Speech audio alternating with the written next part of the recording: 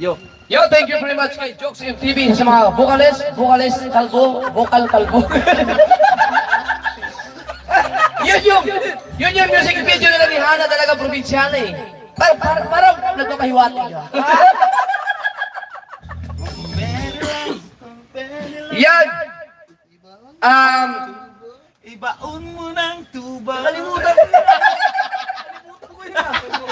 Yan mga kasard, merong mga nag-request ng no, Basil Valdez. Pero bago ko kantahin to, mga kasord, sa mga hindi po nakakalam, konting trivia.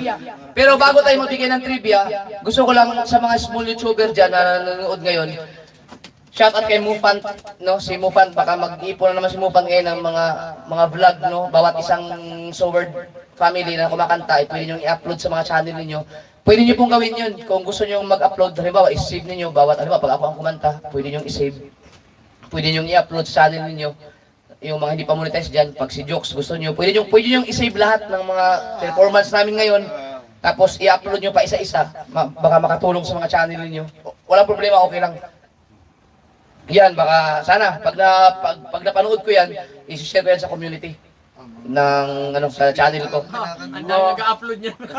Pwede niyo mga kasaward, huwag kayong matakot. Pwede kayo mag-upload, huwag kayong mag-alala. Hindi ako naglalagay ng copyright. Wala akong pakialam. Basta kung makakatulong sa mga channel niyo, pwede niyo gawin yan.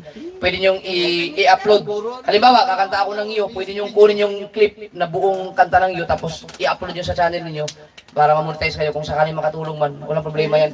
Kung sa lahat, kay Jokes, kay Kamars, no, lahat ng mga kanta, kabungot, pwede nyo isa-isahin ninyo, makakatulong, walang problema. Tapos, ito, yung nag-request ng you. Si Mofan. Si Mufan? Yan mga kasword, itong kakantahin kong you, sa mga hindi po nakakalam, itong kantang you, ito po ang dahilan kung bakit naging kami ni Ann.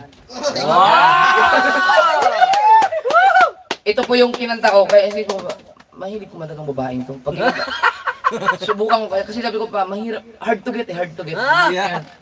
Kaya sabi ko, gamitin ko na yung technique sa pagkanta. Wow. Kaya kinanta ko yung you, no, tapos nung doon yung sa natikuan sa lugar nila, sabi ko, i-dedicate ko sa kanya. Tapos nung kinanta ko na yung kanta na you, kasunod doon, Jer na.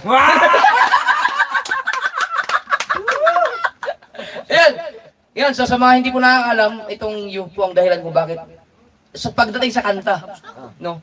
Kung bakit naging kami ni Mrs. Sniper, yan, dahil sa kantang to, you. Kaya pagka nagkaroon ng mga video kayo, mga katay, lagi niyang nire-request sa akin to. Dahil ito po yung kinakanta ko, no? Kaya nabihag ko ang kanyang puso. Alright, let's go, kaya kakantahin ko ulit. You. Yan, Mofan, kakantahin na ni Idol. You.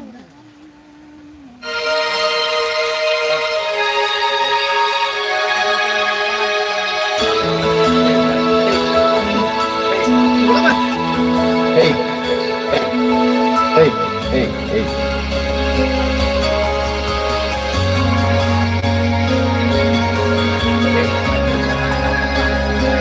Ano, wala? Hey. Uy, nawala. Hey, Mike, this. Ulit.